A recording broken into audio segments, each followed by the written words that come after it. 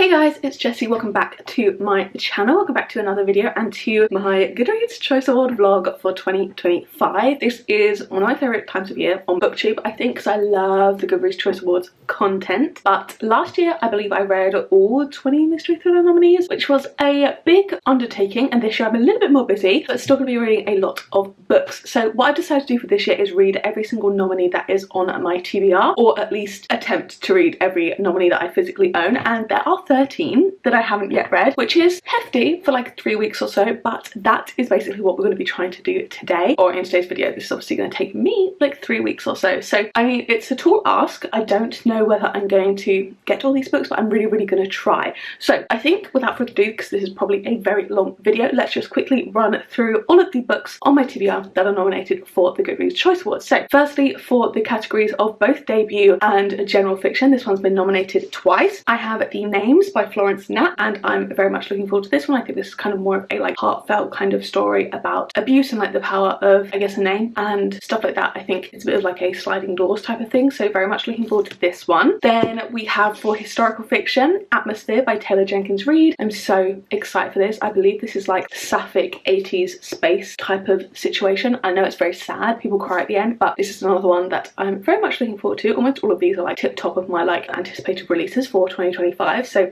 very much excited for this one. Then we have, if not my most excited for release of the year, probably up there in my top 3. For mystery thriller, we have The Impossible Fortune by Richard Osman, the 5th in the Thursday Murder Club series. This is like very much a 5-star prediction for me. And then also in the same category, we have Not Quite Dead Yet by Holly Jackson. This is her adult mystery thriller debut, and I've really enjoyed her previous books, so I'm excited for this one. In romance, I've actually only got one on my physical TBR. I have a few on my Kindle, but I'm not including that because obviously I still want to tackle the TBR. That is the goal of this video. So the only one for romance we have is First Time Caller by BK Borison. I've heard really good things about this. This could potentially be right up my street. Then we have 2 for adult fantasy, which are 2 that are like maybe the like scariest books on my TBR in terms of intimidating. These are 2 that like are like 500 pages each, and I'm very excited for. I don't necessarily think I'll get to both of them. This is like one of these I think could be the one that's maybe like bumped off just because of the length in terms of like actually fitting it into the time, and like I don't want to rush these. I'm so excited for both. Firstly, we have Bury Our Bones in the Midnight Soil by V.E. Schwab. This is like a 3 different timeline sapphic vampire story, so like potentially like a 5-star favourite of all time, who knows. And then also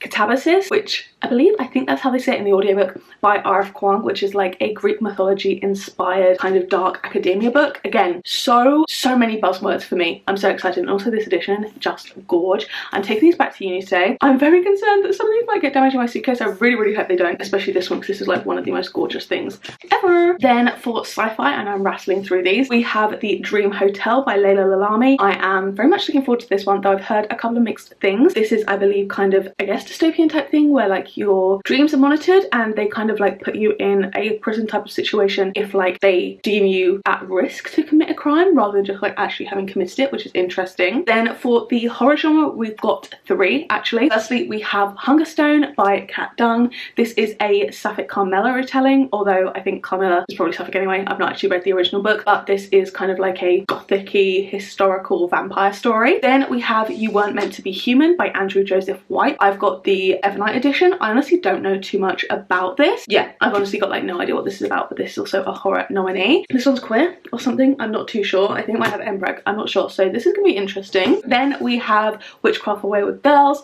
by Grady Hendrix, another bit of a longer one. However, Grady Hendrix is like my favorite horror author. This is, I think, set in kind of like the 80s or so, and it's basically a home for unwed mothers, and I believe they do witchy stuff. So very excited for that. Then for young adult sci-fi fantasy, I believe, I have Our Infinite Fates by Laura Stephen. This one I'm also really excited about. This is like a kind of like love in every timeline, kind of soulmates romance type of thing. I believe they like find each other, fall in love and kill each other in every timeline or something like that. Very much excited for that too. And then finally, hopefully we can get to all of these, but who knows, we have Under the Same Stars by Libba Bray. I've not heard too much about this, but this is for young adult fiction, and I believe this is kind of also 3 timelines, kind of about a mystery, and I honestly don't know, to be honest, but very much excited for it. I've not got any non-fiction on this list because I'm doing a separate non-fiction vlog and I own them all like on audio or Kindle, stuff like that. I don't have any physically, but we have obviously a lot of books here. I don't know if you can even see this stack, but like, I mean, there's 30 hardbacks. You've seen in the thumbnail, there's a lot. I don't even know if I can lift these all up. And I've got to carry them back to uni, which is going to be a nightmare. Anyway, I will stop rambling because I know this is going to be a very, very long video, and this has already probably been a long while in the making. But yeah, I think without further ado, let's just get straight into it. I hope you're excited because I am very, very, very excited. Hey guys, so I'm currently about halfway through First Time Caller by BK Borison. Maybe like more 30 to 40% actually. And I'm looking at, I don't know why I said halfway. It's definitely more like 35%. I'm like 160 pages in so far, and I think this is so cute. I am really, really liking this so far. In this one, it's obviously a little rom-com, but we are basically following Lucy and Aidan. So Aidan kind of runs this like late night talk show on the radio where he's kind of like giving like dating advice. It's called Heartstrings. And basically one day Lucy's daughter, because she's a single mum, her daughter calls in being like, my mum needs help with her love life, and Lucy then gets on the phone. They have this kind of little conversation that goes viral, and the radio station basically want to get her on air to kind of like help her find her true love or something. And Aidan is kind of like in his feels, he's like got family stuff going on, or like in the past that he's kind of like getting over, and then he's also just kind of like a little bit cynical when it comes to love. He's a little bit grumpy but nothing major, and it's basically a little romance between the two of them. And obviously like he's gonna get jealous because like she's going on these dates and talking about stuff. So yeah, we're not near any of her dating part yet. I think we're kind of like about to just get into it. I'm really liking it so far. They've got a nice little flirty banter going on, and we're getting kind of mixed perspectives, which is nice, dual perspective. And then every now and again we get a little kind of like clip of the calls, and we also kind of get them on the radio as well, which is fun to hear and see kind of how they interact together as well. They like get on really well, and they've got like a really good chemistry as well. So really enjoying this one so far. I think we're off to a good start, and yeah, I'm just excited to kind of continue on with this, to be honest. I'm hoping to do a lot of reading this weekend while I'm home. We will obviously see, but maybe I'll check in with you when I am maybe like 2/3 of the way through, and I'll let you know if my feelings change, how I'm feeling, etc, etc. Hey guys, so I've now made some more progress through First Time Caller. I'm about 75-ish% of the way through. I am obsessed, guys.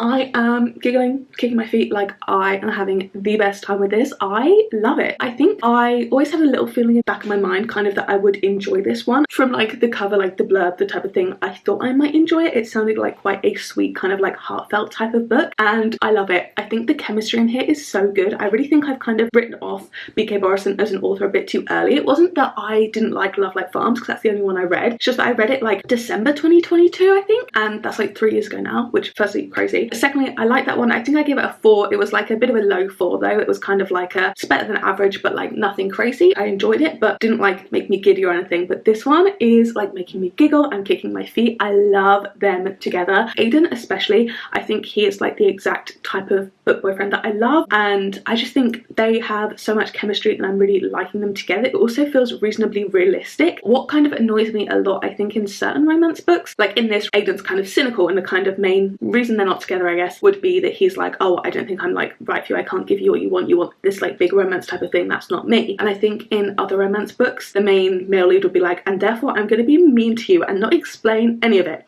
And it's like, okay, great, like I love that. That's just not how things usually work with like mature adults. But in this one, like they talk about it, he kind of explains it, and they're like, okay, like that's fine, like let's just like carry on where we are, but like we're both under that understanding. And I think that's like such a realistic normal way for things to go. So really liking that aspect in it. Also love that Lucy has like a really good co-parenting relationship with her ex and his new partner. Also we love Grayson, our bisexual king. I feel like there's such little male bi rep in a lot of romance books. I mean, he's not the love interest, but really liking that. And I love that they just have like a healthy, regular relationship. I think a lot of the time they kind of make an ex kind of seem horrific or just kind of kill them off if it's like a single parent romance, and that frustrates me a bit because like people can have healthy relationships, you know, when they're adults like that. Overall, loving it so far, like giggling, kicking my feet, having the best time. We've like started off on an excellent note. I'm just having such a fun time with it. I'm interested to see where we go from here now. A little bit nervous that there'll be like, I guess, a kind of like third act breakup, but I really hope not. We will see. I'm gonna finish this off now and I will catch up with you when I'm done, but very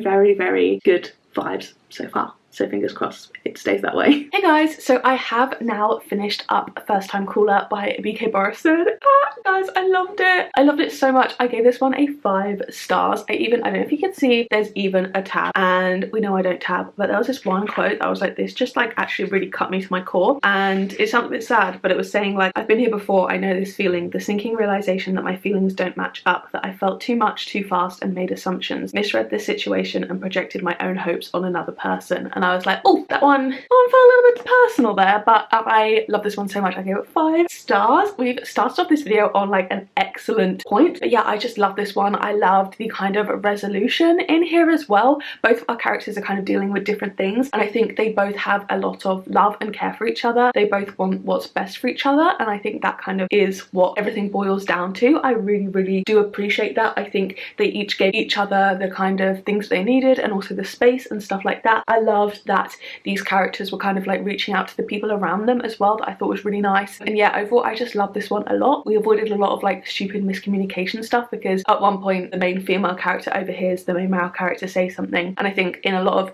romance books that kind of would then be a whole conflict thing, but instead she just walks into the room and goes, oh, like what were you saying? And he explains it, and they're like, oh cool, but that could have very easily been a miscommunication, and I really did appreciate that. I am so excited to read more from BK Borison now. I cannot believe this is a 5 star. I know I did think that I would enjoy it, but I didn't necessarily think it was going to be that much of an enjoyable read for me, so I absolutely love this one. I've recently picked up Good Spirits, which I believe is like a magical realism ghost of Christmas past romance, so that sounds really fun. I'm excited to pick that one up now. But yeah, love this one. So we're starting off very strongly with a 5 star for this video. And then next I have picked up my second read, which is going to be Not Quite Dead Yet by Holly Jackson.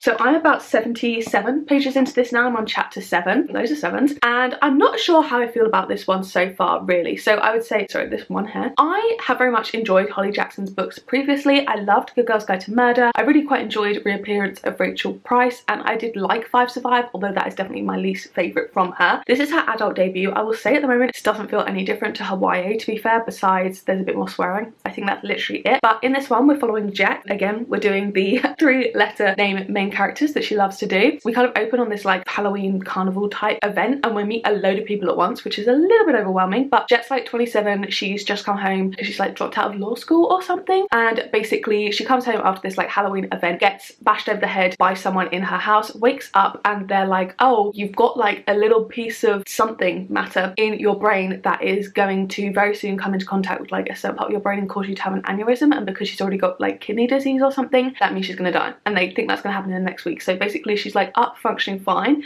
but she knows that she's going to die in the next week, which is a little bit troublesome. I don't know if that's like a super real thing. The scientific words and like the medical terminology sounded reasonably real, so I'm not sure. She is now like, oh, I'm going to use this week to find out who murdered me, pretty much. That's the premise, I guess, which is really exciting. I definitely think that's a good premise. I will say, however, like I'm not fully hooked into the story yet. I'm not super intrigued, and we'll just see from here, to be honest. I am not really liking Jet at the moment. She's coming across quite grating to me. I'm not like enjoying reading from her perspective that much, but like that definitely could improve over time. I'm not gonna like judge her based on like the first 70 pages or so. I also will say Holly Jackson's books are always so easily readable. I don't know what it is, but I'm always like flip, like reading so quickly. That's definitely the case with this one. I'm getting through this super quickly. I'm definitely like not necessarily wanting to put it down. It's very like easily readable, which I like a lot. And yeah, I'm just interested to see where things go from here. And yeah, I think I'm kind of saving any like proper thoughts, because I really don't think I've given it a full chance being 77 pages in, but I'll probably check in with you about halfway through maybe. I'm interested to see where we'll go. However, it's definitely not feeling particularly adult. It definitely still feels YA, but obviously we will see where we go from here. I've also got the really fun Waterstones edition, which has got like the 7-day tally, the little sprayed edge and stuff, and then we've got like the little signature in here, which is fun. This is our next read, and I'm excited to get into it. I'll probably binge read a decent amount of this, to be honest. I'll let you guys know a little bit more of what I think about it maybe when we're about halfway through or so. Hey guys, it is the evening now. As you can probably tell, it's actually like 11:30. I'm very much about to go to bed, but I thought I would give you a little update before I kind of like cozy up and read for the rest of the evening / night. I am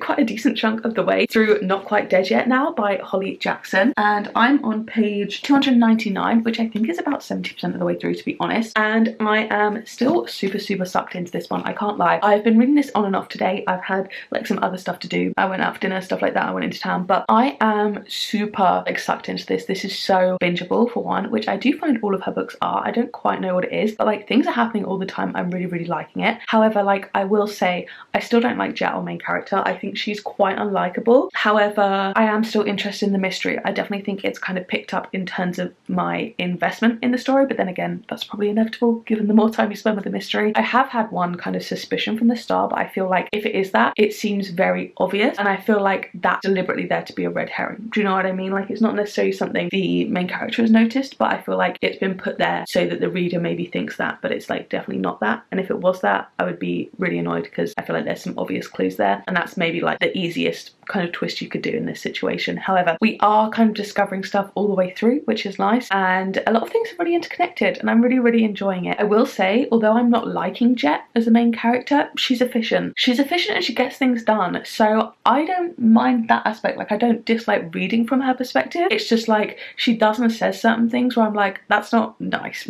Like, that's quite mean, and I just don't think that she seems great, to be honest. However, there's like a lot of kind of like interconnecting secrets, I guess, that all kind of like spill out into this one greater mystery. So I am enjoying it quite a lot, and I'm really enjoying my reading experience. However, like overall, it's not like my favorite of all time. I think just because like I am like, oh, I don't like who you are as a character really a lot of the time. I will say as well with that though, besides some slightly gory descriptions, only very minorly, besides that, this is still reading why it doesn't read that old. Like, Jet is 27, I think, but she's in her hometown with her high school friends, or like people she knew in childhood. Not really, like she's not like got a friend group or anything, but she's in her hometown. She's moved back home to live with her parents. Her brother and his girlfriend live right next to her. Her childhood best friend is like right there. So like it really doesn't feel like an adult book. I feel like maybe it could have even initially been plotted as a YA book. I just don't know whether like the murder of a child is like super fun to go through for the whole book. Like, do you know what I mean? Like the fact that she's been attempted to be murdered as an adult, I guess, is ever so slightly more palatable than like us trying to figure out who's attempted to murder like a child. Do you know what I mean? I'm not seeing any like strong adult aspects. I don't think this differs much from the reappearance of Rachel Price or 5 Survive. I think that maybe, not to be really rude to Holly Jackson, I'm starting to think that Good Girl's Guide to Murder was a bit of a fluke in terms of just like how excellent it was. This doesn't mean that this isn't a good book, because again, I think 5 Survive was like a low 4 for me. Reappearance of Rachel Price was maybe like a 4.25, and I think this sits maybe around a 4 at the moment. So like very much enjoyable, easy readable books. Like, I am always very excited to read a Holly Jackson book. Like, I pre-order them, I want to read them, I know I'm gonna have a good time like being sucked into the story, and like I have today, I've been so sucked into this, and like I feel like the actual amount of time I've spent reading is reasonably short to have got this far through the book. However, like I don't think the like magic of a Good Girl's Guide to Murder series has been duplicated or replicated, I guess, in any of her subsequent releases really, and I think maybe they whacked the adult label on this to be like her adult debut and maybe get some more readers. I'm not sure. Overall, like, I am enjoying this so far, and I'm excited to see where things go. I do think there could be a good twist in here. I'm hoping there is. I am liking the adding to the mystery. Every time we discover something, it's like adding another layer, which is fun. So yeah, I'm going to probably not finish it off tonight because it was quite late, but tomorrow morning I definitely should finish this off, and then I will catch up with you with my final thoughts. Hey guys, so I have now finished up Not Quite Dead Yet by Holly Jackson, and I ended up really enjoying this one. I decided to give this one a solid 4-star. I definitely think this is like a 4-star thriller. I will say I do take back a little bit of the kind of thing where I was saying that it reads still kind of YA. I do think there are definitely some kind of adult aspects in here. Nothing like adult, like sexual, just like in general. I think overall I like this. I thought the mystery was really interesting. I liked how kind of lots of things kind of compounded onto each other to create a more kind of broad mystery. I was very happy that my one kind of like thing that I was like, I would really hope this doesn't happen, that didn't happen, was used as a little bit of a little red herring type of thing, but I don't mind that. I think the overall twist and kind of reveal, I think it had like 2 main aspects to it, and I think one of them I'd kind of sort of guessed about 100 pages from the end or so, so like nothing felt surprising or shocking in here. However, like I do like the way that everything kind of played out. I thought this was really interesting, and overall I did like the twist. Like, yes, it was slightly predictable, however, like that's not necessarily like a terrible thing, because it was predictable in a way of like, oh cool, like their pieces have been laid, not predictable in a way of like a boring way, if that makes sense. And I think also what's interesting with a story like this, I think it could have gone either way with Jet kind of at the end. Obviously kind of it's almost a countdown to her death. Also, like throughout the book you're kind of wondering, like, is she actually going to die, or like are they gonna, you know, figure something out? Is there going to be some kind of medical thing or whatever? And obviously I won't spoil anything, but I was quite pleased with the way that everything kind of resolved at the end and how everything played out, and just the whole ending of the book I did also like. I thought that was a good aspect, and I think, you know, could go either way. With it going either way, like could also have been done well one way, bad one way, and then well the other way and bad the other way. Do you know what I mean? Like it could have gone anyway, really. There was a lot of possibilities there, but like overall overall I was like pleased. I enjoyed reading it, and I'm trying to be as vague as possible, but yeah, I think a solid 4-star for me. I don't know what it is about Holly Jackson's writing, but like I just find it so easy to get so sucked into the book, and I feel like I'm turning the pages so quickly. Overall I did enjoy this one. I think a solid 4-star. Definitely not my favorite, obviously, from the mystery thriller genre. I really enjoyed Famous Last Words, and also I very much expecting to love the Richard Osman, so this doesn't like change my vote or anything like that, but I'm glad I read it and I did enjoy it, and I will continue to read from Holly Jackson pretty much whatever she puts out, because I did enjoy this one as well. And then for our next book, I actually have been listening to some of the audio for Hungerstone. So this one is really interesting so far. I am pretty much bang on halfway through actually, and I feel like it's not a super long audiobook. I think it's about 10 hours or so, so like 5 hours on double speed. This one's really interesting. Also, my version is meant to be like hot pink. I got this like discounted from the bookshop that I bought it from, because it had been the one that was in the window, so it's kind of bleached into like a light pink, but I think that actually looks really pretty. So this one is interesting. So this is obviously in the category for horror, and it is a Carmilla retelling, which I don't think I've read. I know An Education in Malice was kind of meant to be, but I didn't think it was necessarily a good one. I didn't like that book. This is really like atmospheric so far, so I am really enjoying it. In this we are following Lenore. I believe we are kind of in like the 1800s or so. I don't know if we've got a set date, so I'm just looking at it now. There's actually a map, which I love, and it's called Hungerstone. Like there's a Hungerstone edge, like a cliff edge type of thing. So yeah, I don't think we have a set date, but I would suggest that we are late 1800s, early 1900s maybe. It's kind of like Industrial Revolution era, I guess. And we are following Lenore, and she is quite a, like, not posh, but like she's definitely an upper class girl. She's been taken in as a child by her great aunt or something like that, who's not the nicest, but we open with her basically moving to, I believe it's Sheffield, with her husband, who is basically like this, I guess, self-made man. He owns like a steel works and is kind of like, I guess, the first generation or second generation in his family to be in like the elite kind of upper class circles. They are married, and we follow them as they move there kind of for his work pretty much. And she is not super happy. Like I think she's very much like kind of kidding herself that she's happy as this kind of wife role. Basically, while they're on their way to Nevershore, their new house, like mansion, really, estate, they find this woman who's been in like a coach accident or carriage accident or something, and they agree to like take her in and like help her get better, and that is Carmilla. Lenore's having some kind of like weird dreams and stuff. She feels very drawn to Carmilla. It's all very like interesting and like very like dream-like. I feel like a lot of their interactions. Some weird things are starting to occur. Some slightly maybe vampiric slash magical things are maybe occurring, and yeah, overall I'm enjoying it so far. I really like the audiobook. I don't know who the narrator is, but I'll put it on the screen. I think it's very good at kind of like setting the kind of, I guess, Regency-esque tone, that English manor house type of vibe. I'm really enjoying it from that sense. I think the atmosphere is very like enthralling, and I definitely think a large part of the book. I don't know whether I'd enjoy it quite as much reading it physically, just because I guess this is technically historical. I think sometimes I struggle ever so slightly with the language in those type of books, but I think over the like form of an audio it's completely fine. I'm definitely very intrigued so far. I'm very much liking it. I do like Lenore as a protagonist as well, and I'm very intrigued obviously by Carmilla. We are starting to get a couple of little gory bits and stuff like that, so I'm very intrigued really. I have no idea where it's going to go. I actually haven't read the original Carmilla, so I don't actually know the story at all, so I'm not sure where this is going to go, but I'm having a super fun time with it so far. I think it's kind of probably sitting around the 4s. It's not like a favourite of all time, but I do think these slightly slower, more historical type books often aren't. Obviously it's not historical in a way of like, it's not historical in a way of like grounded in reality, but just in terms of like, it feels like a little bit slower in the way that I think some historicals do. Overall I am still having a good time with it, so yeah, I'm going to continue listening to this one. I do like it over audio, and yeah, I'll catch up with you when I've made some more progress. Hey guys, so last night I actually finished up Hungerstone by Kat Dunn, and I really like this one. I think I would probably give this one a 4-star. I think it's leaning on the lower end of a 4-star. I'm not quite like fully certain where I'd land it, but definitely kind of a solid 4. I think I really love the direction this went in the end, and I thought this was a really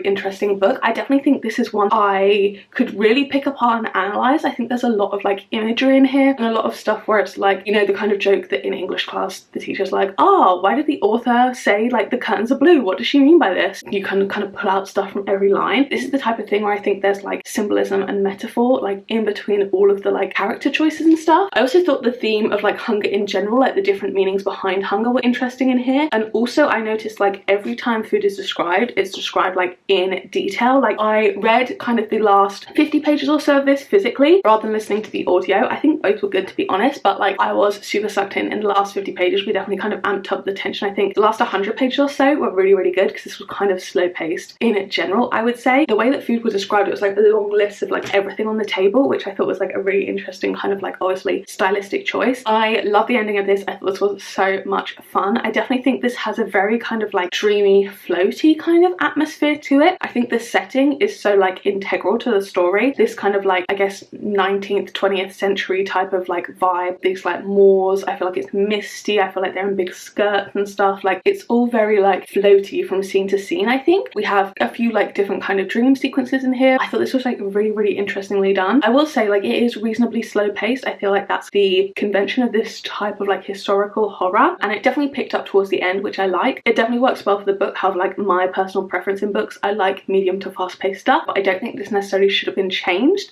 for the nature of the book. However, like if I were to enjoy it a bit more, that's kind of what the difference would have been. Really enjoyed this one. I really enjoyed just kind of like the messaging behind things. I enjoyed Lenore as a main character as she kind of like gained agency. I thought that was so interesting. Towards the end I was like, this is getting really good. Definitely obviously, like I said, gory at points, but I really enjoyed this one. I also think this would be an excellent movie. Like I think this would do so well as kind of like elevated horror, as people kind of pretentiously like to call it. Like I can't lie, a lot of this made me think a bit of, not in terms of obviously plotline, but just like the vibes, I guess, of the kind of new Wuthering Heights movie, like Saltburn, that type of like stylistic horror. I feel like this would do really well in that kind of like genre of stuff. I think that would be so interesting. So yeah, I enjoyed this one a lot. Feminist horror is always a win for me. Very much excited to have read this one. I don't think it's necessarily one that I would have thought to pick up. It was definitely on my radar. It was like 15% off in that kind of independent bookstore because of the fading, and that's kind of why I picked it up. I like wanted to buy a book and I'd heard of this one. I'm really glad I got to it because it was just like really enjoyable and definitely like a bit of, not necessarily unique because I know there's a few kind of historical horror stories like this, but like I really enjoyed it. There was something like quite special about it. So yeah, I thought this was really good, and there's like an author's note at the end about her research into it, and she really researched a lot about the time period, stuff like that, and I thought it was excellent. The kind of map as well at the start is also kind of adding to the atmosphere as well, and yeah, really liked it overall. So I thought this was excellent. So yeah, kind of a low 4, I guess. So I would kind of put this, I guess, technically the worst book we've read so far, but it really isn't, just because Not Quite Dead Yet is more just my personal taste, and then obviously I loved First Time Caller. So yeah, that is where we sit with that one, and I think I'm traveling back up to uni today. I was hoping to have one more book done at this point so I wouldn't have to carry so many back to uni, and then I was thinking of being like, oh, let's just like rule out the ones I might not get to, but like I do want to try and get some all. So we are going to be carrying 9 books in my suitcase, and then I think I'm going to pick up The Dream Hotel. I read like a couple pages of this of audiobook while I was getting ready this morning, and then I guess the rest of it I'll try and read hopefully maybe to halfway on the train, we'll see, except for this one. So I'll obviously catch up with you when I'm back up at uni, and I will kind of give some thoughts there. Wish me luck getting these books back to uni without hopefully damaging anything. Sorry if you can hear the background noise, but it's warm because I just walked back from uni, so I have to have the window open. But it's been a couple of days since we last spoke. I came back to uni on Tuesday and today is Friday. It's the first day I've been back before like 6, so I've obviously been very busy, but I've made a really good amount of progress actually through The Dream Hotel by Layla Lalami. I'm actually currently about 220 pages in, which I think is kind of nearly 70% of the way through, so I thought I should probably tell you guys a little bit about it before I just accidentally finish the book. It's not a super long one, but this is the like sci-fi nominee, and in this one we're basically following Sarah, and we're kind of in a dystopian world. She has basically been imprisoned in this retention center where they have retained her for at least 21 days, but then it kind of keeps going because her risk score is too high.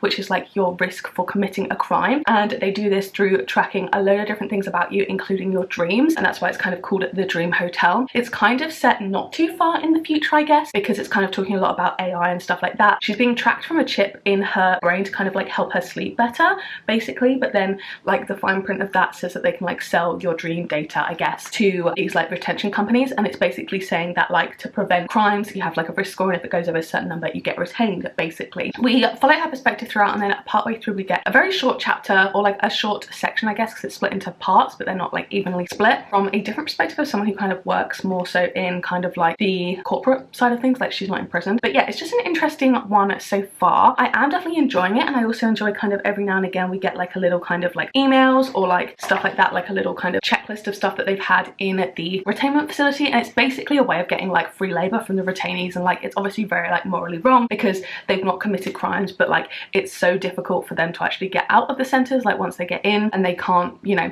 have very much contact with people outside, like they're charged for loads of stuff inside, like so it's basically like a money-making thing, really. It's all very corrupt. But she's imprisoned, obviously, and we're kind of following her through that. Not a lot has really happened so far, and we are like 70% of the way through. If I think about the journey of our character, she's pretty much at the same place where we met her at the start. We don't follow her through a long period of time, but we do get kind of like flashbacks to her life before and kind of what happened to get her retained, stuff like that. It all seems very bureaucratic. Sorry, my camera battery died, so I will film on my phone while I charge it, because I do want to kind of finish this off as soon as possible, to be honest. But yeah, it's kind of like feeling reasonably middle of the road for me so far. I'm enjoying the writing. I've been listening to this a bit and also kind of reading physically. The bits that are kind of like the like emails and stuff, obviously it's best to read physically, and that's kind of at the start of each chapter, I guess, or every now and again. And then the audiobook narration is pretty good. I read part of it on the train, then have been listening to it over the last few days or so. Overall, like, I'm enjoying the writing style. It's just, for me, I feel like I don't know too much about Sarah as a character, really. I know we follow her. She's also Moroccan, I believe, so she's also obviously dealt with kind of profiling and stuff like that, and that was kind of what was like in her mind when she was first kind of getting pulled aside for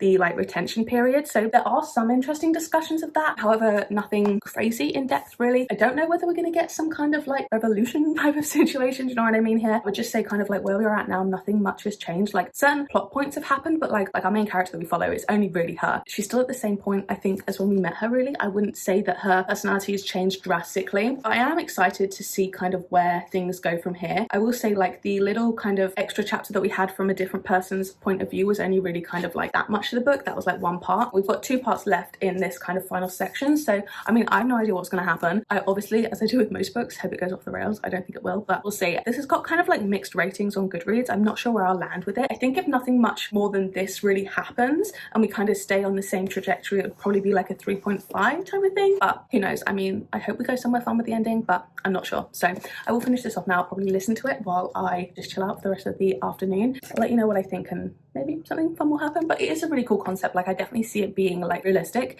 in terms of something that could happen, but yeah, I'm not sure. So I'll catch up with you in a bit. Hello, I finally fixed my little light that I use, so we actually don't have absolutely terrible lighting in here past like 3 p.m. and also, I'm sure you're so zoomed in, my room's a little bit messy from this angle, so just doing a nice little zoomed in catch up. But I have finished up The Dream Hotel by Leila Lalami, and I enjoyed this one. I think I would give it a 3.5. I'm rounding it up to a 4 on Goodreads, but I do think it sits at a 3.5 for me. I think with this one, I just felt like not tons of stuff happened, and I know I shouldn't have necessarily like expected this like massive high action thing, but I just kind of felt like the tension of the story didn't really escalate too much. It was just kind of like on one kind of singular trajectory, I guess, and overall I wasn't like overwhelmed with kind of feeling a connection to the characters or like intrigued by the plot, or that the writing was especially excellent. It kind of felt a little bit like the author maybe had like a big idea of this kind of plot, but then like the actual like execution and the actual kind of intricacies of it maybe weren't like as, I guess, important to the author than the overall idea. I do like really think the idea itself was interesting. I really liked the idea of a future where dreams and certain things like that are monitored. You can maybe like put ads in people's dreams, stuff like that. I think that would be so interesting, and kind of the, I guess, use of this system maybe against more marginalized groups. I feel like that's a more realistic depiction of what could happen. However, I also felt like the additional perspective that I mentioned we got didn't really go anywhere in here. It kind of just fizzled out, I guess. We only saw that person once, and then like a certain plot point relating to that didn't really come to any fruition. I felt like there was a lot of ideas here, and I felt like they all kind of maybe fizzled out. I don't know why that was. I think the ending also came around quite quickly in terms of like the division of like aspects of the plot, and it felt maybe slightly rushed in that regard. I can understand maybe that this was more of a like character study in terms of within this kind of larger situation. However, in that respect, I'd have expected to kind of connect more to the character. It kind of just felt like this could have been maybe like a 500-page novel, this like fleshed out idea and this kind of larger scheme behind everything, whereas that was only really kind of touched on lightly here. And yeah, it was still a bit short, and I just felt a bit underwhelmed by it, to be honest. And I honestly don't know why that kind of middle point of view is really included, in a way of like, it didn't add to anything. Basically, I felt like we were kind of building something that never necessarily came. I do think the way things resolved were interesting, however, just not what I expected for the ending, and I don't think really kind of did the idea of everything justice, I guess. So yeah, 3.5 for me. I definitely enjoyed it, but it wasn't groundbreaking for me. This is just going to be a 3.5. I think a little bit underwhelming, and I think I maybe had some higher expectations given that the premise, it sounded really, really up my street. But I have actually already made a decent amount of progress in our next book. I'm pretty much like bang on halfway through Our Infinite Fates by Laura Stephen.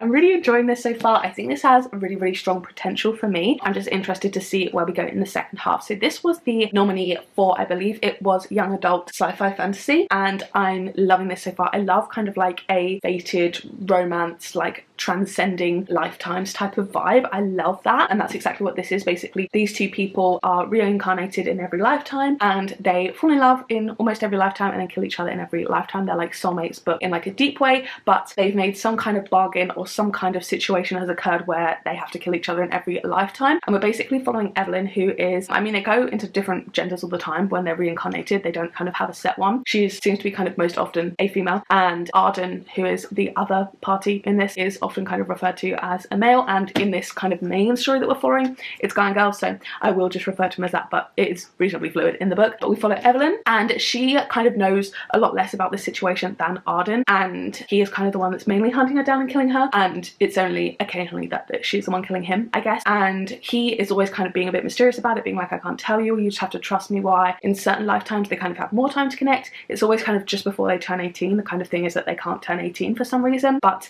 throughout the book we get kind of like flashback chapters to them in these different lifetimes. So like we've got quite a few. We've got like, for example, Algeria in 1932, Nauru in 1968. We have like the trenches in France. We have like loads of different stuff that's kind of really broad. Russia in 1986, stuff like that. Like they go so far back, and it's really interesting to see those little snapshots in between the main storyline, which is basically happening in Wales in 2022. That's the one we're kind of focusing on, and it's like in between multiple chapters that we get like one flashback to see them together. And she's just about to turn 18 in this kind of current timeline, I guess, and she has kind of reasons behind this time even wanting more to kind of live, and she's kind of hoping that she can convince him to maybe break this curse. And I mean, given that it's a YA book and kind of like this is this timeline we're following, I would kind of expect that that is kind of where the second half of this is going to lead, a breaking of the curse maybe. I'm not sure, or we don't even know if it's a curse, we don't know what it is, but it's really interesting so far. I definitely think towards the start the main timeline itself is feeling a little bit YA-esque, just in terms of the scenarios that we were kind of unfolding, but I do think that is maybe just because there was quite a lot of flashback chapters in between that, so I didn't really feel connected to the storyline. Now I feel like we're really getting into the thick of it. Obviously we're like 200 pages in, so you'd expect to be more in the thick of it now, but I think at least like 50 to 70 pages or so of that have been kind of like different flashbacks, which really works to kind of build their relationship and is just kind of interesting in and of itself, kind of in just like a, I wonder what their past lives were like. I think it's really, really fun to see, and it helps deepen that connection. But yeah, I think now kind of focusing in on that current timeline, we're getting kind of more of a kind of understanding of what's really going on. It feels less kind of like just conventional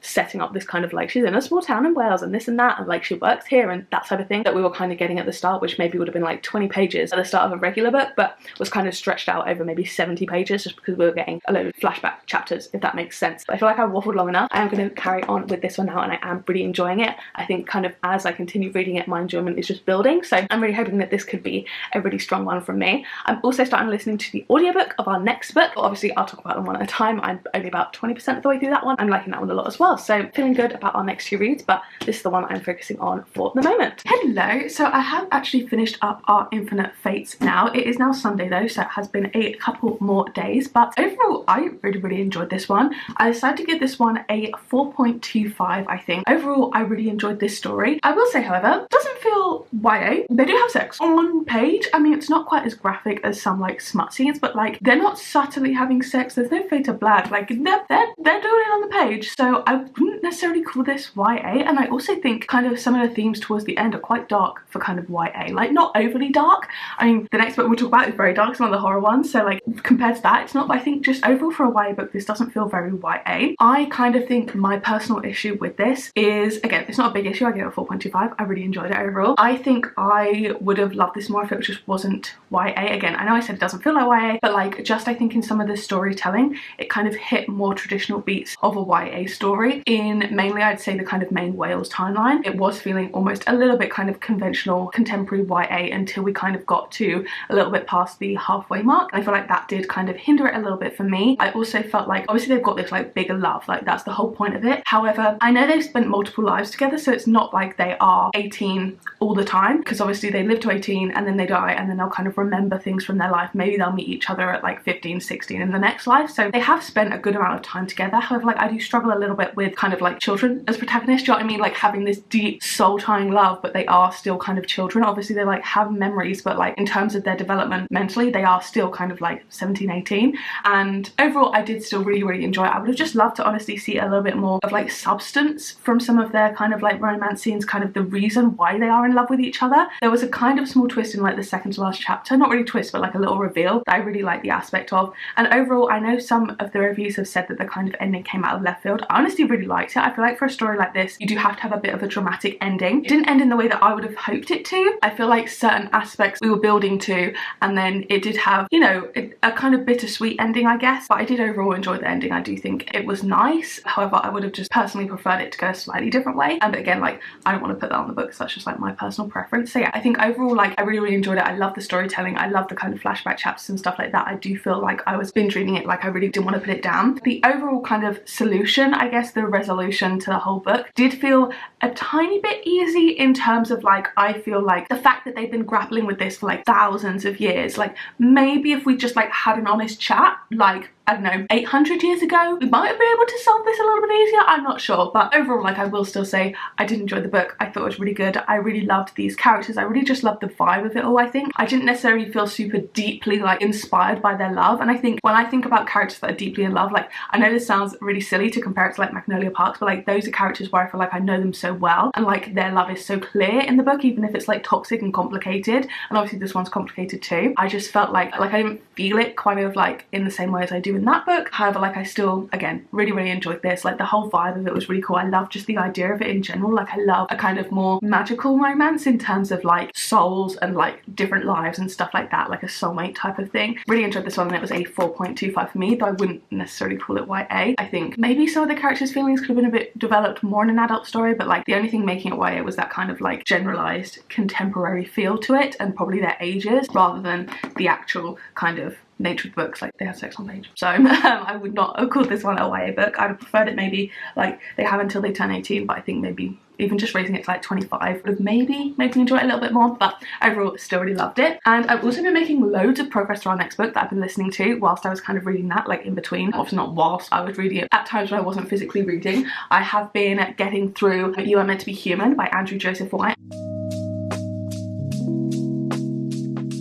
Firstly, I just want to talk about this edition because she's gorgeous. Like obviously it's like a dark book, it's a horror book, but this is the Evernight edition and I think she's literally stunning. We've got this kind of like really cool design on the front. I don't know if you can see. The whole kind of thing is like worms and flies and like this like hive type thing being, I guess, it's always kind of culty in that sense. We've also got some of our characters here. It's definitely a very dark book. I would say this is potentially one of the darkest like horror books I've read in terms of themes. Definitely kind of the most gory gory, dark and horrifying, I guess, Evernight books that they've had so far. Like I said, I'm kind of about 70% of the way through it, so I will give you my little halfway update now because I do think I'm going to finish this off imminently. And I've been listening to this on audiobook. I think the narrator is excellent. They do really, really good different voices for the different characters, and they're actually very, very good at the voices. I'll put their name on the screen because I don't actually know who it was. There's this kind of hive mind situation type thing with like this kind of being of like worms and flies kind of type thing, and when that speaks, it's like a load of voices layered on top of each other. It's so creepy, and when it first came in the audiobook I wasn't expecting it at all.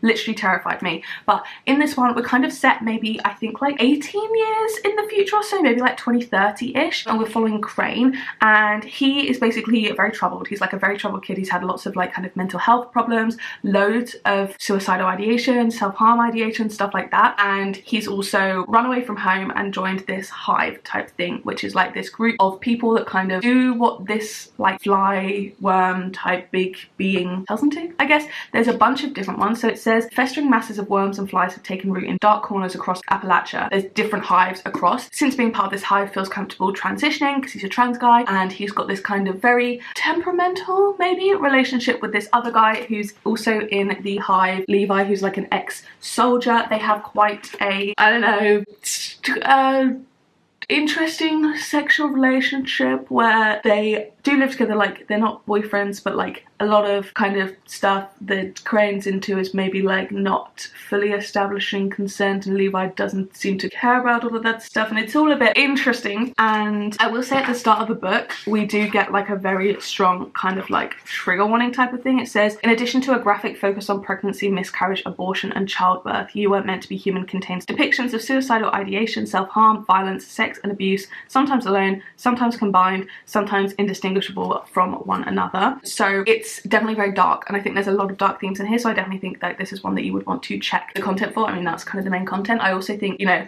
anything related to childbirth, pregnancy that you're not comfortable with, like, this is very gory in that sense, and kind of like a lot of dark thoughts surrounding it and stuff like that. So it is a really, really interesting book though, I think, because obviously it's kind of a greater, I guess, discussion, or kind of like on the topic of kind of like abortion rights, stuff like that, and kind of like queer rights in that sense, and kind of trans rights in terms of like pregnancy and stuff like that. And Crane very much does not want to be pregnant, but the hive is like basically forcing him to carry this child. So it's really interesting. I'm not kind of like intellectual enough to like draw these strong parallels to what it's like saying in terms of like a broader meta commentary on society. Obviously I can tell it's like related to abortion and like kind of women's rights and trans rights being taken away, that type of stuff. So it is definitely very, very interesting in that regard. And there's something about the writing that I am really, really enthralled by. This is not a book that I would think I would pick up at all, because I really don't like super dark horror, stuff like that. And like, this is gory, there's a lot of kind of dark stuff in here, as I've said, but the actual writing I'm really, really like engaged with. The narration is very clearly like in Crane's head, and I think a lot of like his inner monologue and stuff. It's not like super long or anything, but like you can kind of just tell little bits of his personality through the narration and stuff. And yeah, overall I am bad to say that I'm really enjoying it, but like I'm definitely kind of like hooked on the book, and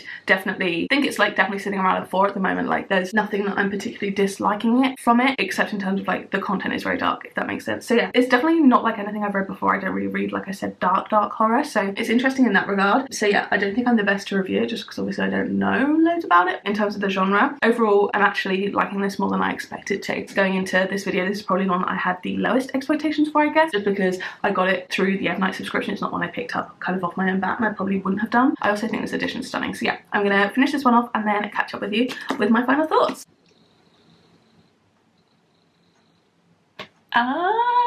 Yeah, so when I say I like a crazy ending, that was a little bit insane. Yeah.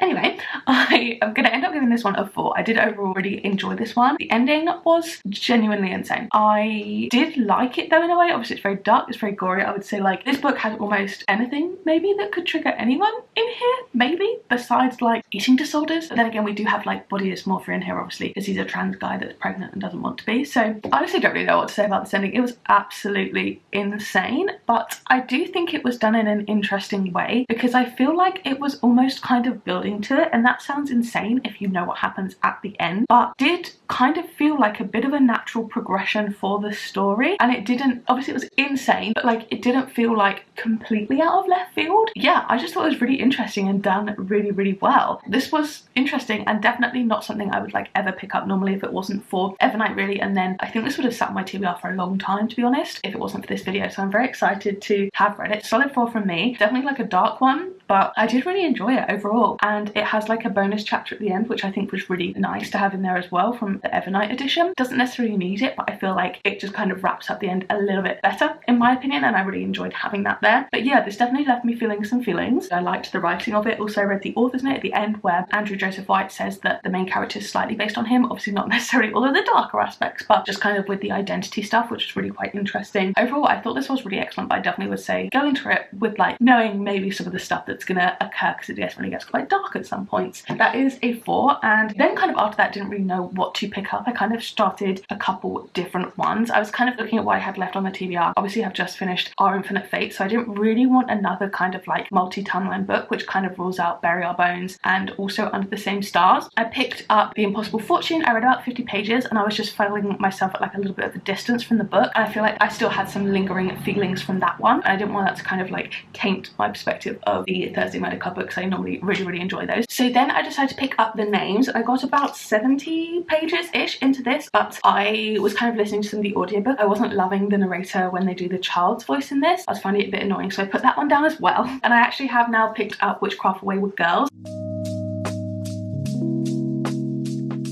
I initially thought that maybe I needed something light-hearted after that, but then I felt like maybe something that was like not quite as dark, but still kind of like in the same kind of genre vein-ish would be good, and I'm really enjoying this one so far. I am listening to it partially on audio. I've also read a few chapters. I'm about 100 pages in so far. Yeah, I'm on a page 113, and I am very much enjoying this so far. Grady Hendrix is one of my favourite horror authors, so yeah, I'm really excited to pick this one up. I've honestly heard quite mixed things. I would say overall I am enjoying it so far. It's definitely very slow. We've not got any horror yet. I'm about 20% of the way through or so, and yeah, we've not had like any horror yet, but I feel like we are maybe just about to kind of get to that point. In this, we are following Never, who is now going by Fern in the story, so I will kind of refer to her as Fern, but basically this is set in like the 70s, and she is pregnant from a boyfriend who like wants now nothing to do with her, and her parents like fuming, obviously, because it's like the 70s in America and they're all religious and weird, no offense. Then they basically ship her off to this house for wayward girls, unwed mothers in Florida, where she's basically around a bunch of other pregnant teenager-y girls. And yeah, I think that's kind of where we've got up to at the moment, which is like trying to find her footing and stuff, and I think we're about to get into kind of the witchcrafty aspects of it. Yeah, there's been no horror so far. I mean, obviously the way people treat her isn't great, but like I will say they're not treated nicely at this house, but it's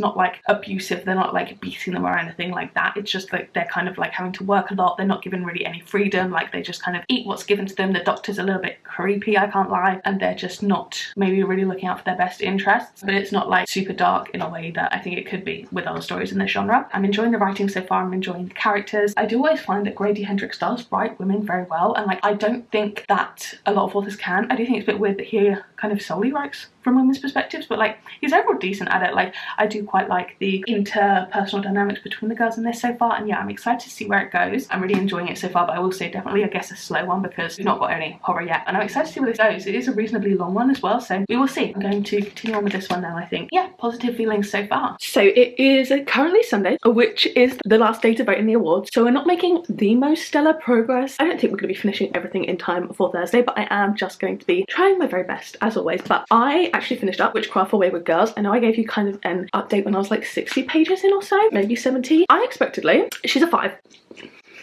It's a 5-star. I honestly did not expect that going into this because I've heard really mixed things, and honestly for like a good chunk of it I was a little bit unsure about how I felt about it. So like I mentioned, we are following kind of Fern in this, and she is at a home for unwed mothers, basically a bunch of pregnant girls staying in this house so their family can like put the shame and the sinning somewhere else. It's really interesting in that regard. I really do like kind of the different girls we interact with in this. There's a lot of different kind of people, they're all from different lifestyles and stuff, so it's really interesting to kind of see them all come together in this way. But we mainly follow Fern, Rose, Holly and Zinnia. They share a room. They kind of interact the most. And I would say, like, obviously this is a horror book, but it's very, very slow and very, very literary. I would say it's a horror book in the same way that God of the Woods is a mystery book, in that it almost takes a backseat to the kind of slow developing of the story. It does have a couple of like classic horror conventions in terms of like the over description of like gory stuff. Like if someone throws up, like it's kind of like a massive thing and like very much a demonic-esque rather than just like a brief description, and like any gore is like very much described. However, I wouldn't say it's particularly scary. I think a lot of the witchier stuff only kind of really comes in about a third of the way through, I would say. It does linger throughout the book, but it's really, really very low in terms of like actual witchiness. I think they do like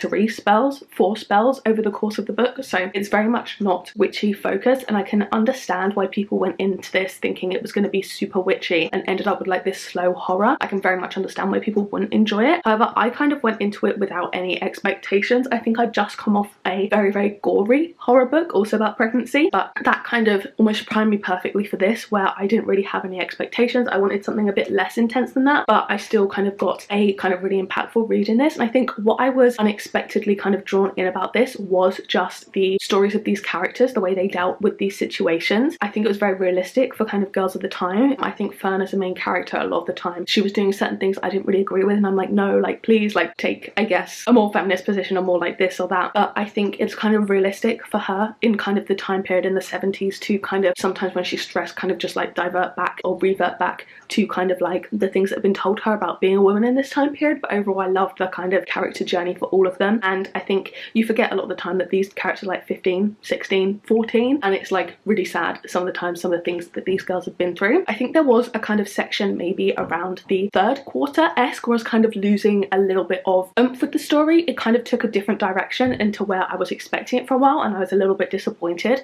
But then I think in the last quarter we went back to kind of where I was hoping it would go. So overall I really, really enjoyed it, and it made me a little bit teary at some points. Like I really, really, really did like this one. He also writes in the kind of acknowledgements about how he's very much aware that he is like a middle-aged childless man writing about this kind of topic, but he's very clearly interviewed a lot of people for this, spoken to a lot of people. He speaks about, he found out later in life that family members had kind of been to like similar homes and stuff like that. And yeah, overall it was kind of like, I felt really heartfelt and genuine in its kind of representation and discussion of these issues, and I felt very kind of seen at certain parts as well, which is really interesting. And I think it's a very topical book in terms of like Roe v. Wade and people walking back women's rights and stuff like that. There was a quote I dogged, I can't remember where it was, but it was near-ish the beginning. Oh, and it was basically kind of when they're being witchy in the woods with this other woman. I don't want to give too much away, but it was basically talking about nudity and stuff, and the older woman says, "You'll look like this one day," she said. "They hate us enough, don't hate yourselves too." It's such a small quote and such a small line, but I really do think that kind of spoke to me in a way of beauty and kind of youth is treated in society. I thought that just like really stuck with me slightly. I know it's just a random line, but I really, really enjoyed this book, and like it just really hit me in a way, and I just felt so kind of connected to it. Like I really just loved the whole time I was reading it. Obviously it's sad at certain points, but overall I did really, really enjoy it. I would say kind of like don't go into it with like super horror-y expectations, I guess. It's slow,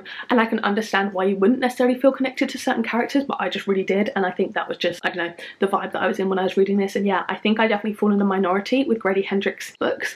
I tend to enjoy most the ones that people like least. Like my favourite is Horror Store, then I would say How to Sell a Haunted House, and then Southern Book Club's Guide, and then Best Friend's Exorcism, where I think for most people that's literally the opposite. This would slot in for me just underneath Horror Store as like my second favourite by him. I really, really enjoyed it. Overall I just like loved it, but I think it was more of a personal love, and I can definitely understand kind of criticisms with this, but besides that I literally just loved it. I did love it, and like I just like really, really like enjoyed my time with it. But like I think if I went into it with kind of classic Grady Hendrix expectations, I don't think I would have enjoyed it this much. I just kind of went into it blind being like, I really hope something sticks, because I was having a little bit of trouble like picking up my next read, and I definitely think it doesn't have this fun campy horror stuff that he does normally. It's definitely slower, it's definitely more kind of characterful, and definitely less kind of classic horror vibes, but I still enjoyed it for that. However, like I don't think this is like a classic Grady Hendrix or anything like that. It's definitely not what I would have expected from him. However, I still loved it. But I have been making some slow progress. I really am trying to get through a few of these, but I have been listening a bit and reading a bit to The Names by Florence Knapp.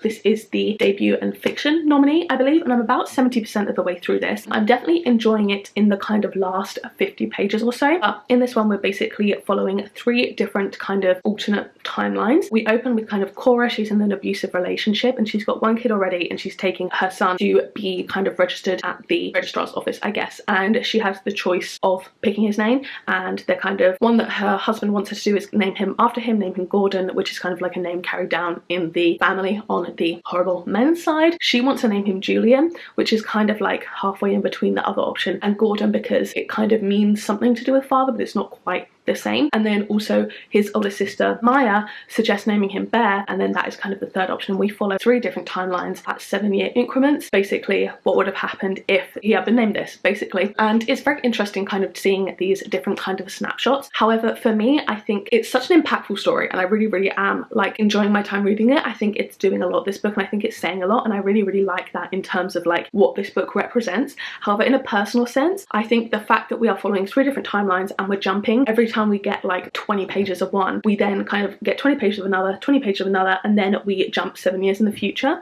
And I think for me, I'm struggling to connect to some of the characters, because even though they repeat in kind of different timelines in different circumstances, like for example Cora's mother and someone she dates or doesn't date in one timeline will appear in another timeline, but like they aren't the same person in each timeline, so I don't feel as connected to some of these kind of outside characters as I would like to. And I also don't feel super connected to the story, because I think for the first half of the like 20 pages or so we get with each point of view, I'm trying to like figure out what's happened in the meantime, and I'm just struggling a little bit because that's kind of leaving me at a distance, I feel, slightly. However, it's definitely very interesting kind of seeing the different paths this could take, and it's less so I guess about the name, but like kind of the implications of one action, I guess. And it's really interesting seeing how different things turn out for different people that aren't even really related super like closely to this initial family at the time of the name change. Like there's people that the children go on to meet that they never interact with in one of the timelines that's super prominent in another, and it is interesting in that way. And I'm definitely enjoying it more in the latter half, I think, because obviously you spend more time with the characters and you do get a bit more connected. I think at the start, like, you know, I was like maybe 100 pages into the book, but like in the third perspective I've only really spent 20 pages there, so when we jump to him I'm like, I'm not really that invested and kind of like jumping around a bit in my head in terms of like where we are and remembering and stuff like that. So overall I'm like very much enjoying what it's saying, enjoying what it's doing. But yeah, I really do feel like I care so much more for like Cora the mother and Maya the older sister. We do see snippets of everyone in each 7-year increment. It's not just following the son, but they're the ones that I'm kind of most interested in hearing about, and the ones that I really kind of like, they cut a bit deeply. I think hearing about some of their different experiences and how things change for them as well, and the impacts of kind of this one decision on like Maya's life, even though it's like her mother's decision, her brother's name, but like it impacts her so much. And it's interesting in that regard. However, I feel like there's a little bit of a distance from me in this book at the moment. Honestly, like I don't want to sound really like, I don't know what I would sound like, but like I feel like each time when we read about Bear or Julian or Gordon, I'm caring less so about how they've turned out, and I'm more kind of like listening into the other people, I guess, around them, which could be part of the kind of appeal of this or like the intent of the story. Like whatever it is, there's just a little bit of distance there, but like I really do appreciate what this story is doing. So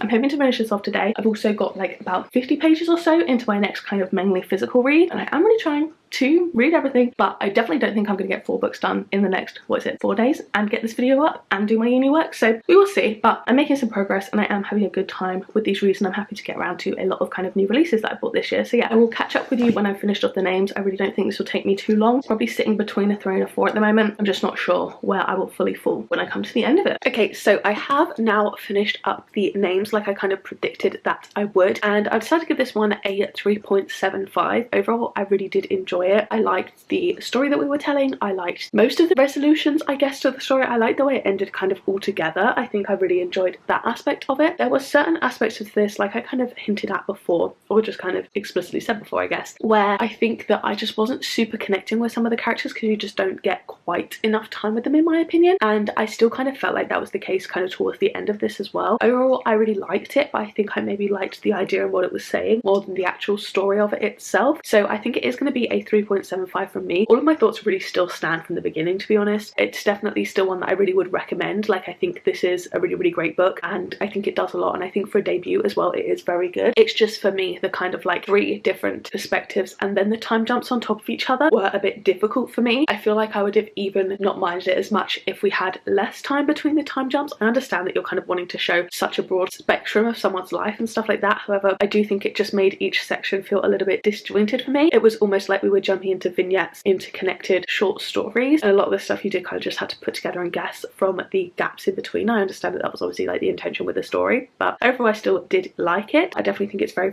good, just not like a favourite of all time for me, I guess. And I have still made some progress in our next book as well. I started up with Under the Same Stars by Libba Bray. This is the nominee for young adult fiction, I believe, and this one is interesting so far. And I also think what's interesting about it is because we actually do have 3 different perspectives in here, and after 150 pages I already kind of feel like I know these characters better than I know the ones in the names, and I do think that is partially due to the time jump of it all. Like, we weren't following a kind of set trajectory, so I don't feel like I really like got to know the characters. I just kind of jumped in at different points of their lives. Again, that's the intention of the book, but who someone is at 7 versus 14 versus 21, they're like completely different people. Do you know what I mean? But with this one, it's actually quite interesting. I'm not super sure how all of our stories interconnect at the moment, but we're basically following 3 different timelines. In our first timeline, the earliest one, we're in 1939 in Germany, kind of just before the war breaks out, and we're following these 2 girls, mainly Sophie, who is kind of like a little bit of an outcast type of thing, and she spends a lot of time in the kind of forest near her town, and there's like rumours that if you basically write a letter to this oak tree and kind of like post it in the oak tree, then you'll get a letter back from like your true love and stuff like that, and that's kind of what she's involved in at the moment. And we do find out that about 2 years after, I think, the kind of main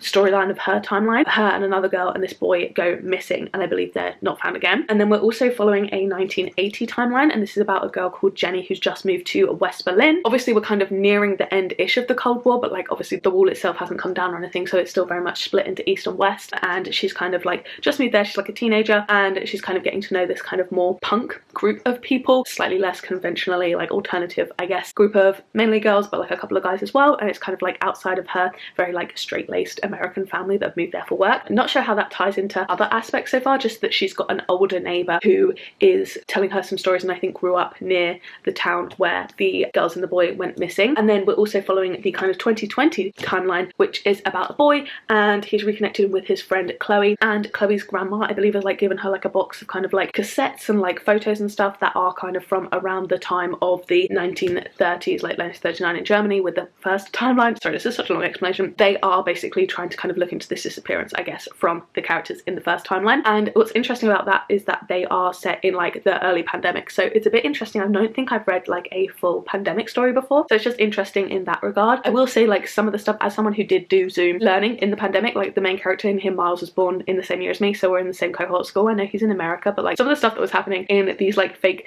Zoom lessons, there's only a tiny bit mentioned in the book, but like I'm like, that is just not realistic, or what would have happened, at least in my school. I feel like you have a very weird perception of young people from what you see on the internet, and I'm like, this is not how people actually act within a classroom environment or like a school environment, or just how young people interact with each other. However, that's such a minor point, and it could have been this different in America, who knows. But overall, those are what we're following so far. I feel like I've explained that in overwhelming amount of detail, but it is, again, 3 timeline type of story. A little bit of a theme across books here, but I am enjoying this so far. I'm not like absolutely sucked in. I mean, it's a reasonably long book. I think it's got like, what, 470 pages or so, so it's nearing 500, which is 1, long for a YA, and 2, kind of long for this story because I'm not actually sure where we are going in the kind of all these plot lines, really. I mean, I guess that the first one, obviously, we're going to kind of build up to her and her friends going missing, and then in the final timeline, we're obviously going to build up to them discovering it. I'm not sure yet how the middle one weaves into that, but I'm definitely interested to figure it out. I think it's reading reasonably quickly because obviously it is YA, but it's not like screaming YA in a way that I think it's particularly young. I've not read anything by Libba Bray before, but I know she wrote The Diviners, which was quite popular like a few years ago on BookTube. I'm just going to carry on with this one now. Hopefully I'll get like at least halfway through this evening, maybe. Again, like I said, it is Sunday now, the same day as I checked in earlier, but yeah, I'm just hoping to kind of make some good progress in this and hopefully kind of chug along with the reading for this video. Hello, sorry if I sound a little bit croaky. I am a bit ill, and I have been ill for the past couple of days or so.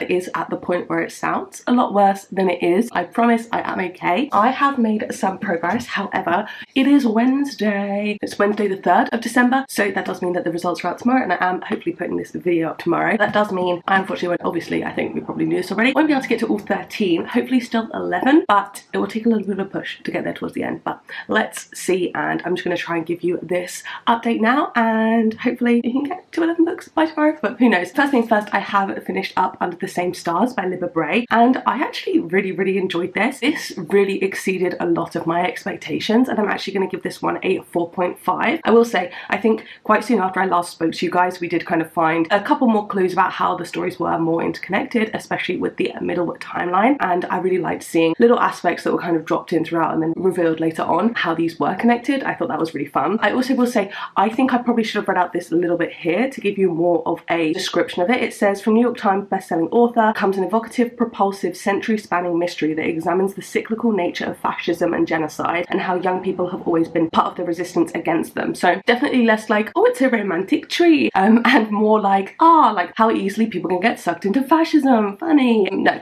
obviously not funny, but I really liked this. I do think there were a couple of tweaks that I maybe would have made if it was like my perfect book, and I do think maybe overall it would have hit me more personally if it was kind of an adult book, because I do think there are definitely sad aspects within this. The oldest timeline, I mean, is obviously set around World War II. The second one is Soviet Union, West Berlin, etc, and the most recent one is like during the pandemic, and we kind of move a little bit into kind of like talking about Black Lives Matter and stuff like that, the protests in 2020 towards the end. So like none of these things are like super happy times in history. I was a little bit worried that kind of it was all going to be a little bit tied up with a bow, like due to the YA nature of it. However, I am glad that like we kind of did have a little bit of reality there in certain points, and like there were definitely points towards the end where I was a little bit shocked. One thing in particular that happened very quickly that I was very shocked about, that literally like left me with my jaw dropped on the floor. I actually really enjoyed this. I think firstly the writing style I really enjoyed. Every now and again we got a little kind of like, literally maybe like 4 times throughout the book, a little like kind of fairy tale section. It was only about like 4 pages each time, kind of like an allegory for what was happening in other timelines, if that makes sense. And I was like, oh, I can't be asked to read this because I don't like fairy tales. That was only a tiny part of it. I would say I think I was most interested in the 2 more historical timelines rather than the present day one, because obviously they were kind of finding a little bit of stuff out about this mystery, but in the other 2 timelines you literally get to read kind of almost not first person perspective, but when they're kind of like omniscient perspective, I guess, and it's kind of in their heads as well as like third person. And yeah, I really liked this. I felt really connected to all of these characters actually. I loved Jenny in the second timeline and also Sophie in the first timeline. I thought they were really strong characters, and I mean this book is definitely saying a lot in terms of kind of like talking about fascism and things like that. It's not super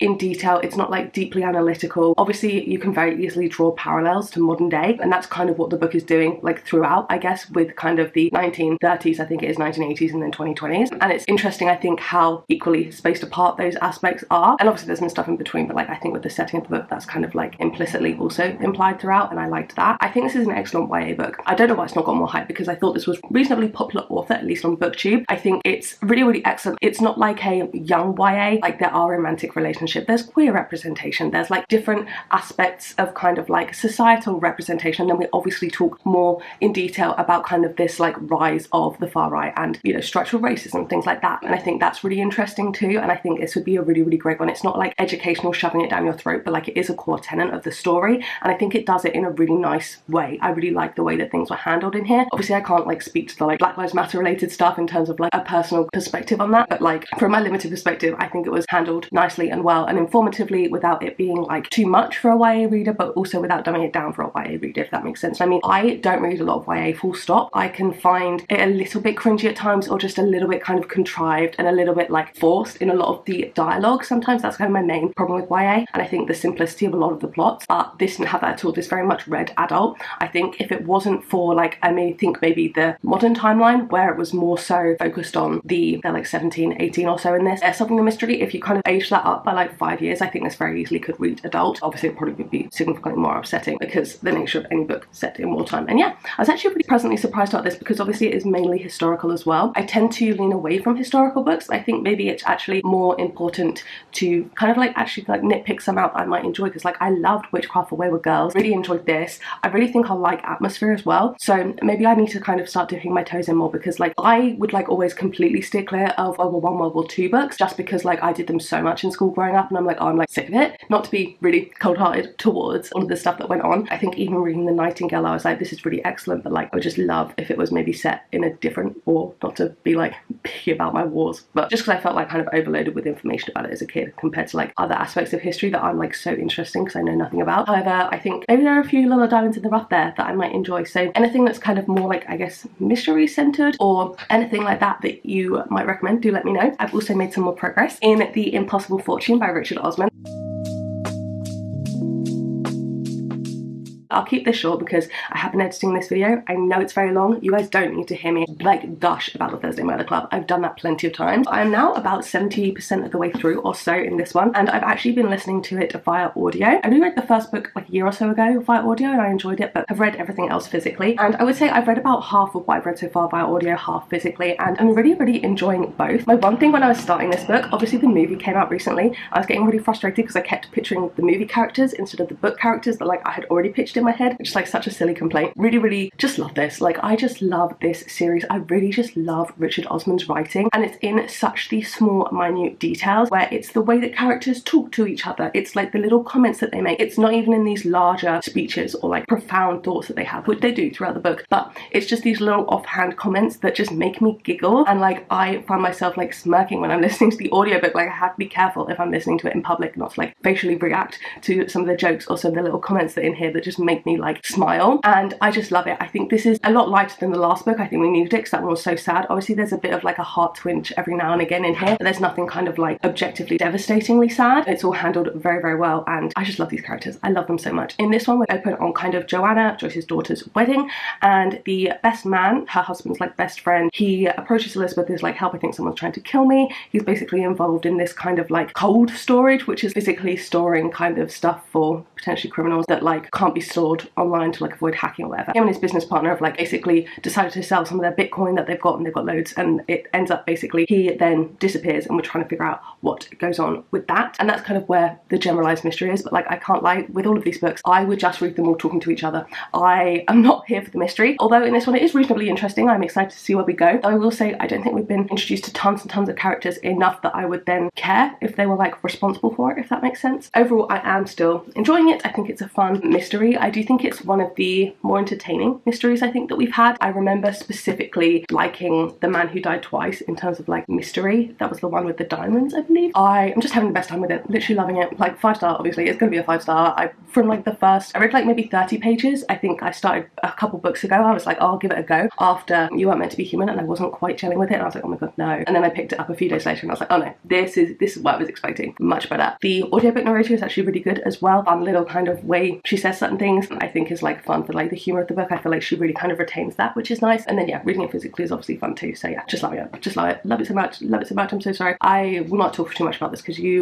all knew it was going to be a 5-star. It is being a 5-star. I love it. We all love it. I am such a big fan of Richard Osman and having such a fun time with this read. So yeah, I'll catch up with you when I've finished it off, and we can all pretend to be shocked when I give it a 5. Hey guys, fun fact, just yapped for about 5 minutes about this book without actually pressing record. So that is fun, but I will try and recap it. Maybe it's best that I kind of get cut off so I don't ramble for the millionth time in this video. But I'm trying to find kind of new angles-ish to film from, so my room is slightly more interesting. But unsurprisingly, I finished up The Impossible Fortune by Richard Osman. Gasps all around. It was a 5. Of course it was a 5. I love it. I love this series. I was saying that I think this one would rank maybe 3rd. I think it would probably go The Last Devil to Die #1, which was the most recent one before this because I absolutely sobbed. And then I would say The Man Who Died Twice, The Impossible Fortune, The Bullet That Missed, and then the original Thursday Murder Club. That's the only one that's not like a full 5 for me. I do think his writing just gets better and better, and it's clear that he kind of like knows these characters so well, and I think he just writes just conversations and characters so realistically. I just absolutely adore them. It's like the little comments that they make and the little interactions they have, it's all in that kind of like minutia that I love so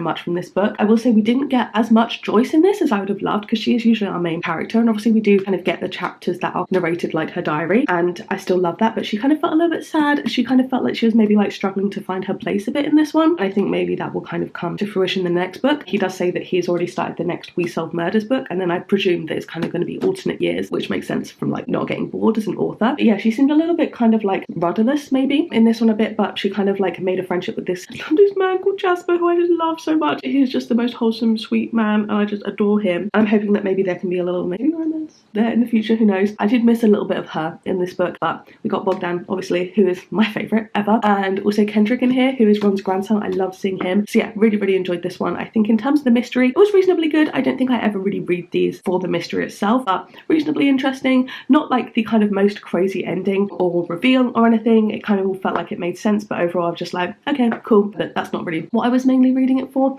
However, there was one kind of side plot, I guess, with Ron in this one that I really did like, and I like the way that everything went down in that. And also this edition has a little bonus kind of chapter letter from Richard Osman, and he kind of reveals or shares like a deleted scene and kind of talks about how he writes and stuff, and that was really interesting. So yeah, overall 5 stars. I think no one's surprised. Absolutely adored this one. One of my favourite books of the year. I think I may be reading 2 of my favourite books of the year back to back, because I am now starting / have made a good amount of progress through Atmosphere by Taylor Jenkins Reid. So like I said, I am like 70% of the way through this, maybe 60 to 70. I love this edition. I think she's absolutely stunning. She's like the Waterstones one, and she's like got the really gorgeous sprigged edges, signed, all that jazz. I fear I'm gonna sob. I've got like 120 pages left or so, and I am absolutely adoring this book so far. I have already teared up at certain parts that aren't even sad. I'm so scared for what's gonna happen in this book. Basically, we are following Joan. We're set in the 80s, and she's an astronomer, and she basically starts at NASA in one of the first kind of programs that are kind of involving women in their astronaut programs. Basically, she's training to be an astronaut. We're basically following her. She kind of gets to know her cohort. She gets very close to another woman on the astronaut kind of like training team, I guess, Vanessa. The love that they find with each other is like so special and makes me tear up thinking about it. Like, they care so much for each other and it's so beautiful, but obviously it's like difficult in the 80s, obviously, and they do have to be reasonably secretive, but some of these lines are just absolutely stunning. But the trouble is, we open in 1984 and the main timeline is kind of in 1980 moving forward to that 1984 timeline. Joan is kind of the, I don't know what it's called, like the mission control person, like talking to the ship, when Vanessa and I believe 4 or 5 of their other kind of very close friends and colleagues are on a space mission and something goes wrong, and basically they're trying to kind of solve this and like actually get these people back to Earth without them all dying. And I fear that I'm going to sob, because everyone sobs in this book, and I'm really scared where we're going to go, because we get these like really scary scenes and it's only like a small portion, and then we kind of jump back and follow the main timeline, and then every now and again you're like jolted back to the current timeline of like them like all in a massive panic basically trying to solve this problem. And like, it is so jarring to be like, oh, like they're so lovely and they're creating these bonds, and then it's like, oh my god, they're all in absolute peril. So it's a little bit scary, because I do think I'm gonna sob, but I adore this. The way that Joan speaks about space, I love. I've always been very interested from a like a non-academic like perspective in space. I wasn't particularly like into science or physics or anything like that, but like from just a kind of like astronomy and generalized space kind of, I think has been one of my very strong interests growing up, and like I was always kind of so fascinated by it in kind of like a tamped down way that Joan is. So I see so much of myself in her, which is a little bit jarring at times, because I'm like, oh my god, I feel so strongly towards you, I adore you, not in a way that like is self-obsessed, but just like I just relate to her so much, and I feel so strongly towards both her and Vanessa, and I'm absolutely terrified of where this is going to go. I don't want to say too much more about the plot because I don't want to spoil anything, and I kind of went into this reasonably blind, but yeah, I'm just absolutely terrified for what's going to happen. I know people cry, but like this is just beautiful. Some of the lines in here, I didn't tab anything because it's like such a beautiful edition. I don't have my tabs up here, but like she talks about feeling this just like true love and kind of connection with someone for the first time. It's just like absolutely beautiful. Like the friendships that she has, especially with like Griff, another one of the astronauts, is just like so just lovely. I love it. I love it so much, and I fear it's going to be a 5. I fear it's going to be one of my favourite books of the year. I fear I'm going to sob. So I'm going to finish it off now and wish me luck, because I'm really scared. I'm really scared. I'm really scared.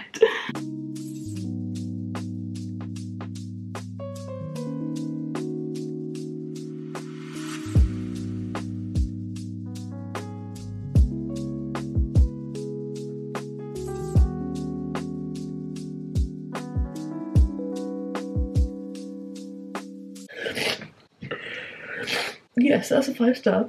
She's a 5-star. She's a 5-star. Oh my god. Hey guys, I have managed to recover from finishing Atmosphere at 5.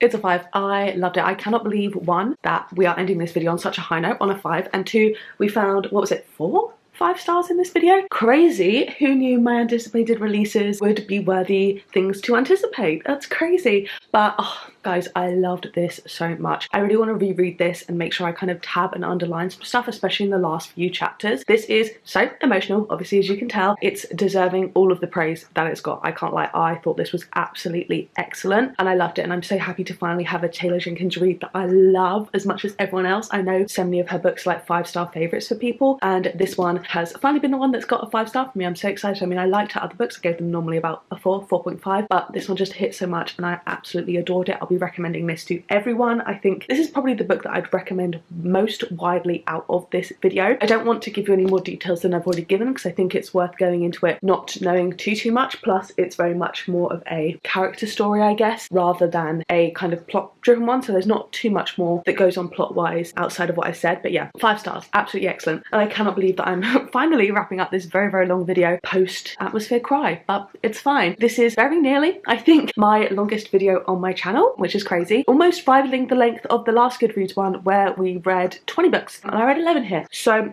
I don't know whether that says I'm a bit more of a yapper now, or maybe now I'm finally excelling in reviewing books super well, but who knows. The results came out yesterday. I did have a look. I didn't want to include a reaction because I thought this video is too long already, but I was really happy obviously now to have seen that Atmosphere won for historical fiction. I was very pleased about that. I was kind of expecting Frederick Backman to win. I voted for him, so I was really glad I saw that do well as well, and I was over the moon when I saw that Witchcraft for Wayward Girls had won, another one of my 5 stars, and beat out Stephen King. Love that. In the same vein, where was Frida? She was gone. Gag.